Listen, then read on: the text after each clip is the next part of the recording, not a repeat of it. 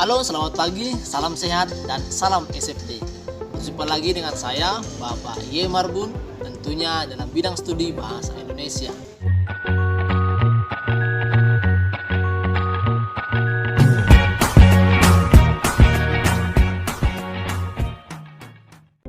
Baik, di pertemuan sebelumnya kita telah mempelajari bagaimana struktur dan kaidah kebahasaan dari teks eksposisi.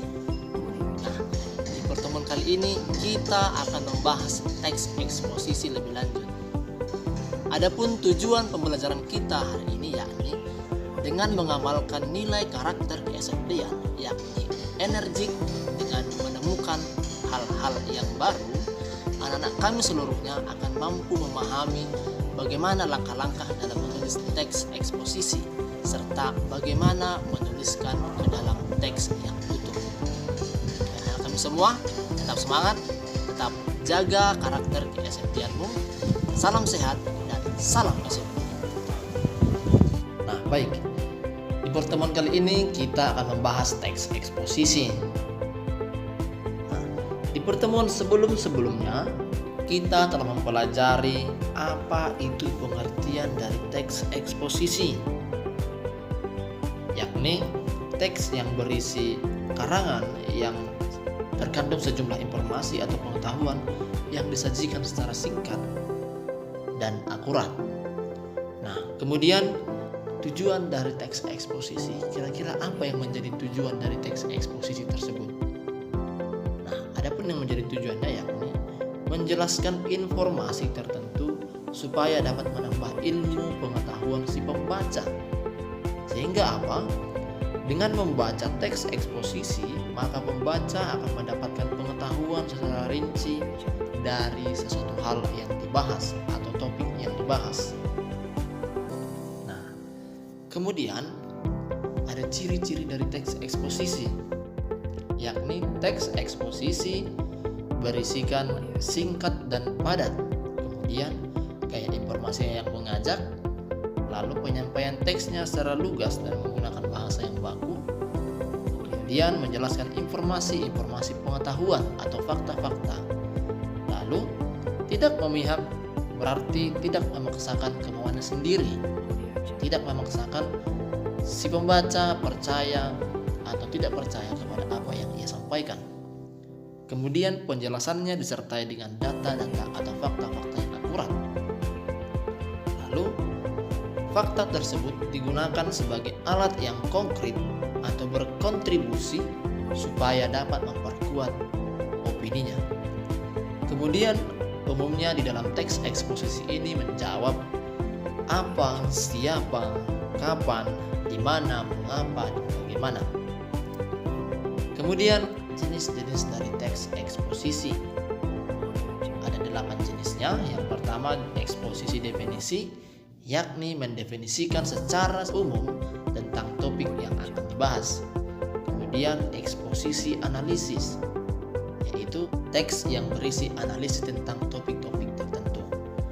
Kemudian eksposisi perbandingan, yakni eksposisi atau teks yang berisi perbandingan antara objek A dengan objek B.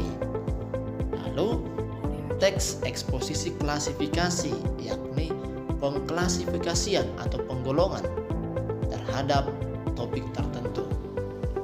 Lalu ada eksposisi proses, yakni memuat proses-proses mulai dari awal hingga akhir dari topik tertentu ya. Lalu ada yang namanya eksposisi ilustrasi, yakni teks eksposisi yang memberikan gambaran tentang sesuatu kejadian atau suatu peristiwa alam, begitu ya.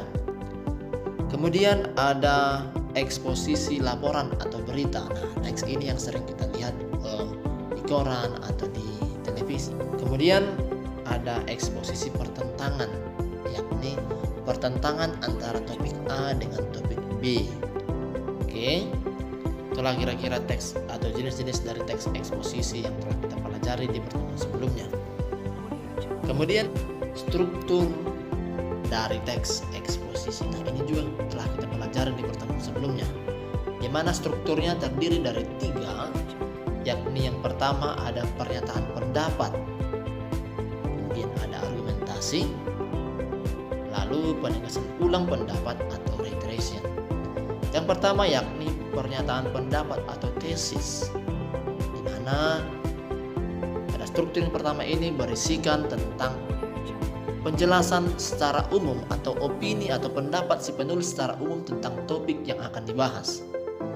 Kemudian di bagian argumentasi yakni berisikan fakta atau data-data yang dapat memperkuat argumentasi si penulis sebelumnya. Lalu di bagian penegasan ulang,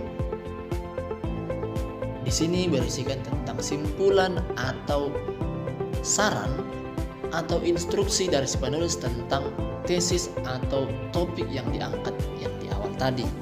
Nah, kemudian ada unsur kebahasaan teks eksposisi. Ini juga telah kita pelajari di pertemuan sebelumnya, di mana yang menjadi unsur kebahasaannya yakni yang pertama menyatakan dan menjelaskan pendapat.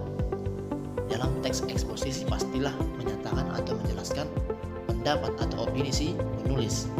Kemudian memuat fakta-fakta. Nah, di dalam teks eksposisi tadi memuat opini atau pendapat si penulis, kemudian diperkuat oleh fakta atau data yang baik dia bersumber dari penelitian atau dari sumber lainnya. Lalu di bagian penegasan ulang pendapat berada di bagian penutup paragraf. Lalu biasanya juga banyak menggunakan pronomina atau kata ganti seperti kata dia, mereka, kami, kita, dan sebagainya macamnya. Nah, ini banyak dia menggunakan di dalam teks eksposisi. Lalu di dalam teks eksposisi juga kerap kali menggunakan leksikal. Nah, leksikal maksudnya adalah makna dari kata itu sendiri yang tidak dapat dipengaruhi oleh situasi atau keadaan tertentu. Berbeda dengan gramatikal ya, yang dapat dipengaruhi oleh situasi.